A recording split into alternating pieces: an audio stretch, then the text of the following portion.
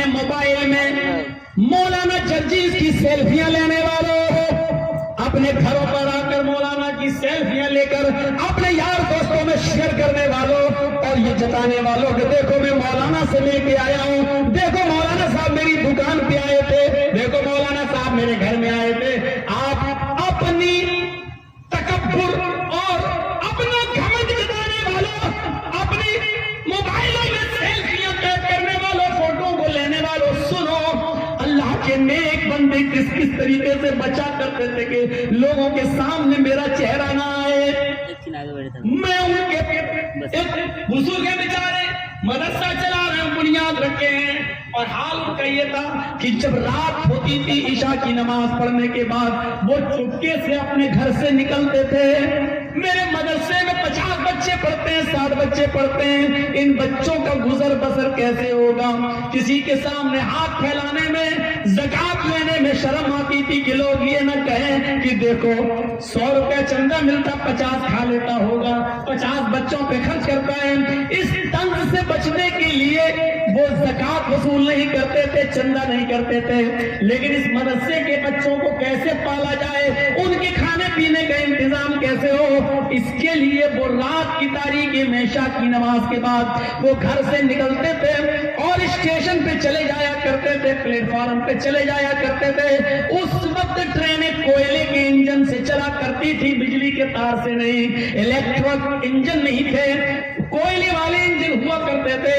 میرے بھائیوں اس وقت وہ اسٹیشن پہ جایا کرتے تھے اور کلی گیری کا کام کیا کرتے تھے، لوگوں کا سامان اٹھا کر اپنے سر پر لاتے تھے اور ان کو باہر تک چھوڑنے جاتے تھے. پوری رات وہ جو کماتے تھے صبح ہو کر وہ اپنے مدرسے کے بچوں پر وہ کمائی خرچ کرتے تھے. ایک دن آپ اسی بہار سے کچھ بچے پڑھنے کے لیے گئے، اسٹیشن پر اترتے ہیں دلی کے، رات کے 10 بجے ان کی ٹرین دلی پلیٹ فارم پہ پہنچتی ہے. ان بچوں کی نظر ایک لمبی داڑھی والے بزرگ کے چہرے پر پڑتی ہے جو کلی کے ڈریس میں ہے. ان بچوں نے اس کو بوڑھا سمجھ کر اور کلی سمجھ کر آواز دی اور اپنا آدمی، اپنا بھائی سمجھ کر آواز دی، اے بابا ادھر آؤ، کلیو سامان اٹھاؤ گے؟ لے کے چلو گے؟ کیا پیسے لوگے؟ بیٹا کہاں آئے ہو؟ ارے وہ یہ مدرسہ ہے نا فلاں جگہ، وہاں ہم پڑھنے کے لیے جا رہے ہیں، وہاں میں داخلہ لینا ہے. بیٹا جو مرضی ہو دے دینا. نہیں بابا پیسے بتاؤ کتنے لوگے؟ بچوں تم پڑھنے آئے ہو، قرآن پڑھنے آئے ہو، حدیث پڑھنے آئے ہو، جو من میں آئے دے دینا، نہ ہو کوئی بات نہیں. لاؤ بچوں سامان. وہ لڑکے کہتے نہیں پہلے پیسے بتاؤ. انہوں نے کہا میں نے بیٹا کہہ تو دیا، جو تمہاری مرضی ہوگی دے دینا، رکھ لیں گے. اور یہ کہتے کہتے اس نے ان بچوں کا سامان اپنے سر پر لاد لیا اور لاد کر وہ سامان جب پہنچا باہر پلیٹ فارم کے باہر، ان بچوں کو کہا کہ لو یہاں سے بس مل جائے گی، اتنے نمبر کی بس اور فلاں جگہ چلے جانا.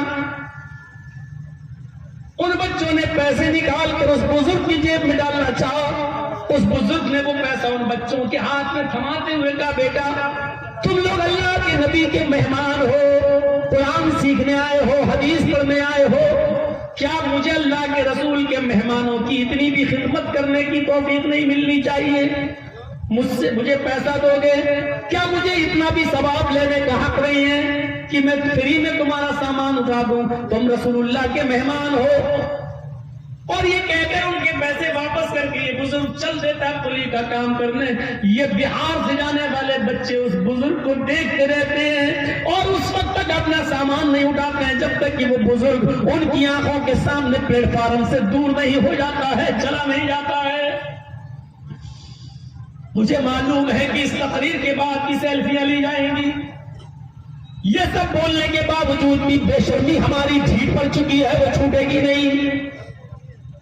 ایسا درد بھرا واقعہ سنانے کے بعد بھی ہمارے دلوں میں یہ بات اترے گی اور ہمارے آنکھوں سے آنسو بہیں گے، لیکن تقریر ختم ہوتے ہی ہم چکنے کھڑے ہیں. ہم وہی کریں گے جو ہمارے باپ دادا کرتے چلے آئے ہیں.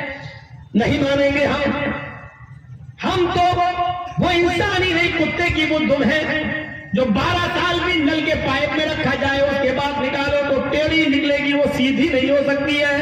ہم بالکل اس تم کی طرح ہو چکے ہیں، ہم ٹیڑھ ہی رہیں گے، ہم سدھریں گے نہیں۔ مولانا جلجی صاحب آپ یہاں آؤ نہ آؤ کیا فرق پڑتا ہے، آپ نہیں آئیں گے دوسرے آئیں گے، آپ کی اسٹائل میں تقریر کرنے والے اب تو بے شمار پیدا ہو چکے ہیں، ہم ان سے بھی کام لے لیں گے۔ ہاں لیجئے، ہم شوق سے کہتے ہیں کہ اب ہمیں بخشیے میرے بھائیوں، اب ہم اتنی ضد برداشت نہیں کر پائیں گے، اب ہماری عمر وہ نہیں جو کبھی 18 اور 20 سال ہوا کرتی تھی، ہم بھی اپنی عمر کے اب 45 سال کراس کر چکے ہیں، اب دھیرے دھیرے ہم 2 گھنٹے سے پونے 2 گھنٹے اور 1.5 گھنٹے کی طرف آ رہے ہیں، اب ایک تو بیماریاں ہمیں جنم لینا شروع کر رہی ہیں میرے پیارے ساتھیوں، اب دھیرے دھیرے کچھ دنوں کے بعد صدارت کی کرسی پر آئیں گے اور 5 منٹ کے لیے بول کے نکل جائیں گے، اس لیے کہ یہی زندگی کا نیم ہے، یہی زندگی کا اصول ہے، جو آیا ہے اس کو جانا ہے، ہمارا اصلی گھر یہ نہیں، اصلی گھر وہ ہے، اور اس گھر کے لیے ہمیں اور آپ کو تیاری کرنا ہے۔ جلجی صاحب تمہیں بہت عزت مل چکی ہے، تم نے اپنی زندگی کے اندر بہت عزت کے نمونے دیکھ لیے ہیں، لیکن اب عزت کے بعد تم بڑھاپے میں بھی جاؤ گے، اب دوسری قوم آئے گی اور دوسری نسلیں آئیں گی اور دوسرے لوگ اس کو اب اس مسلک کو زندہ رکھیں گے، یہ دنیا کا اصول ہے، یہ دنیا کا ضابطہ ہے، ہم آئے ہیں دنیا سے جانا بھی ہے، کل نفس ذائقۃ الموت، ہر نفس کو موت کا مزہ چکھنا ہے، اینما تکونوا یدرککم الموت ولو کنتم فی بروج مشیدہ، موت تمہیں ادھر بھی آ جائے گی جہاں تم چھپنا چاہتے ہو، چاہے تم بڑے بڑے قلعوں میں چلے جاؤ، بڑے بڑے ستونوں میں چھپ جاؤ، زمین کے گہرائیوں میں چلے جاؤ میرے بھائیوں، بنکروں میں چھپ جاؤ، کہیں بھی چلے جاؤ، موت تمہیں ادھر بھی آ پکڑے گی، موت تمہیں ادھر بھی آ پکڑے گی۔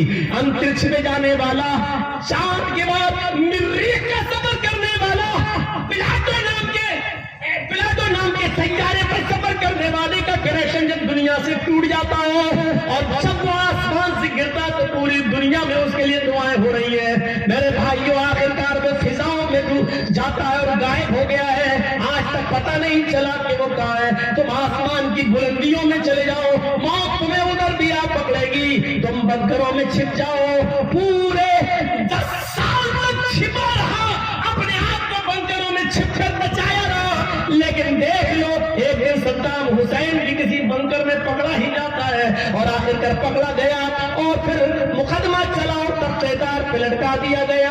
اینما تکونوا یدرککم الموت، تم جہاں کہیں بھی جانا چاہو چلے جاؤ، موت تمہیں ادھر بھی آ پکڑے گی، موت تمہیں اپنی شکنجے میں لے لے گی۔ میرے بھائیوں، اس عالم کو دیکھو جو رات میں کلی گیری کا کام کر رہا ہے، وہ آنکھوں سے اوجھل ہو گیا اور یہ بچے بس پکڑ کر مدرسے چلے آئے، صبح ہو کر اسی عالم دین کو مدرسے میں انٹرویو لینا تھا، 10 بجے جب آفس کھلتا ہے اور بچے جب انٹرویو دینے کے لیے آفس میں قدم رکھتے ہیں، ان بچوں کی نظر جب اس داڑھی والی بزرگ ہستی پہ پڑتی ہے تو پیروں کے نیچے سے زمین سرک جاتی ہے، یہ تو وہ بزرگ مولانا ہے جو کل اسٹیشن پر لال رنگ کا کرتا پہن کر کلی گیری کا کام کر کے ہمارا سامان اٹھا رہا تھا، اور آج ہمارا انٹرویو لے رہا ہے۔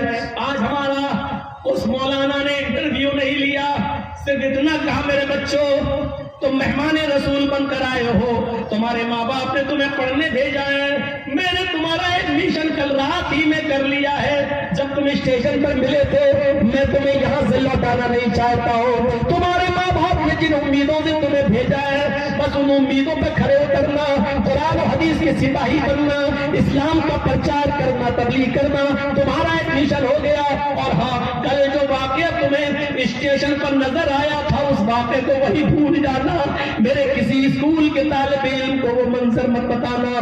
میرے بچوں، تمہیں کو معلوم ہے کہ میں پولی ہوں، کسی کو معلوم نہیں ہے، میں چاہتا نہیں ہوں کہ کسی کو یہ پتا چلے کہ میں پولی ہوں، اور رات میں جو کماتا ہوں وہ دن میں اپنے بچوں پر خرچ کرتا ہوں، اس بات کا علم میں نہیں چاہتا ہوں کسی کو ہو، اس کا اجر میں صرف اللہ سے لینا چاہتا ہوں، اس کا صرف مجھے اجر اللہ تبارک و تعالیٰ سے چاہیے۔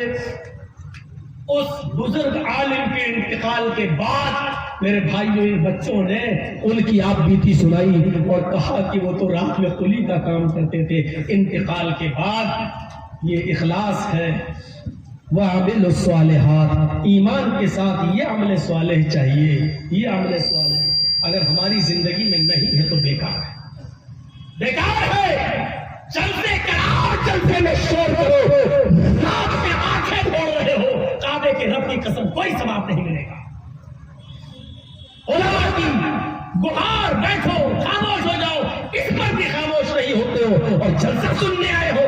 ڈرامہ بنا دیا ہے آپ نے دین کا، نوٹنکی بنا دی ہے آپ نے اس دین کو. آپ کو اللہ کے سامنے جواب دینا پڑے گا آج کی اس رات کی حرکت کا. اس قرآن و حدیث کو سناتے وقت تمہاری جو چیخیں نکلی اور جو شور ہوا، تمہاری شور کی وجہ سے قرآن کو روکنا پڑا، حدیث کو روکنا پڑا. کیا تمہاری آوازیں اتنی اونچی ہو چکی ہے کہ تمہاری اونچی آوازوں کی بنیاد پر قرآن کو رکنا پڑے گا، حدیث کو خاموش ہونا پڑے گا؟ کیا تم اتنے بڑے انسان ہو چکے ہو کہ تمہاری چیخوں پکار کے آگے قرآن بند ہوگا، حدیث کو روکا جائے گا؟ ارے ڈرو، کہیں اللہ کا عذاب نہ آ جائے، یہ زمین نہ پھٹ جائے اور اس زمین کے اندر کہیں تم دھس کے مر نہ جاؤ. اللہ کے عذاب کا انتظار کرو. آج تم نے وہ شیطانی کام کیا جو شیطان بھی شاید سوچ کے ہنس رہا ہوگا کہ ہم سے بڑا کام تو آج یہ ہماری ان لوگوں نے کر دیا، ان نسلوں نے کر دیا ہے. ہم جس قرآن کو کمزور کرنا چاہتے تھے، ان لوگوں نے خود ہی قرآن کو کمزور کر دیا. آج شیطان بھی ہنس رہا ہوگا تمہاری اس حرکت پر. اس حرکت پر تصور کرو میرے بھائیوں. کیا اتنی سی بات تم سمجھتے ہو؟ اتنی سی بات نہیں ہے، یہ بہت بڑی بات ہے. اخلاص، عمل صالح اپناؤ. اس بزرگ عالم دین سے کچھ سیکھو، اس بزرگ عالم دین سے کچھ سیکھو. تمہیں نہیں معلوم، یہاں بیٹھے ہو 20 سال 22 سال کی تقریریں ہو جانا ایک آپ کو بڑی اہمیت رکھتا ہے. کتنی لمبی مدت تک کوئی عالم لوگوں پر راج نہیں کیا. میں گھمنڈ نہیں کر رہا ہوں، اللہ گھمنڈ سے بچائے. کوئی 2 سال چلا، کوئی 4 سال چلا، کوئی 5 سال سنا گیا، لیکن 22 سال کے بعد بھی حل من مزید آج بھی کئی جگہوں کے لوگ ہم سے مل رہے ہیں اور پروگرام لینے کے لیے آ رہے ہیں، اور آئے اور اسی بہار اور کٹیہار کی سرزمین کے لیے آئے. کیا یہ مقبولیت نہیں؟ اتنی لمبی مدت تک کسی کا چلنا اور کسی کا سنا جانا یہ بہت بڑی بات ہے. لیکن میں آپ سے یہ سوال کرنا چاہتا ہوں کہ اتنی لمبی مدت تک آپ نے مولوی جرجیز کو سنا، 22 سال سنا، 24 سال سنا. مجھے یہ بتا دو کہ 24 سال کی اس لمبی زندگی میں آپ کے اندر تغیر کیا آیا، آپ کے اندر تبدیلی کیا آئی، آپ کے اندر چینجنگ کیا آئی، آپ کے اندر اصلاح کتنی ہوئی، آپ نے کتنے پرسنٹ آپ کی زندگی میں اصلاح آیا؟ ذرا اس سوال کا جواب مجھے دے دو. اس سوال کا جواب.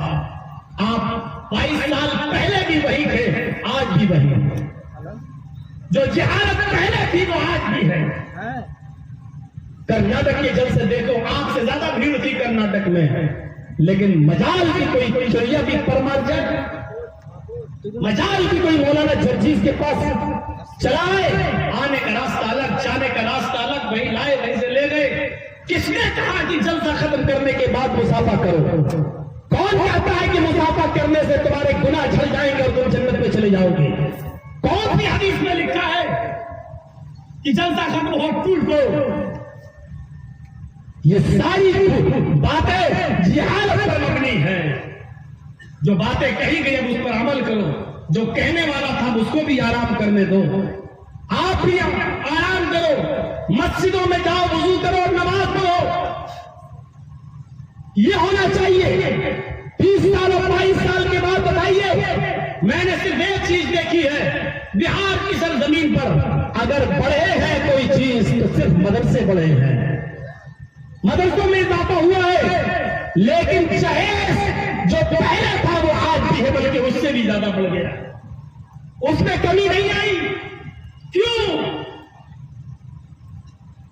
نہیں آتی کمی؟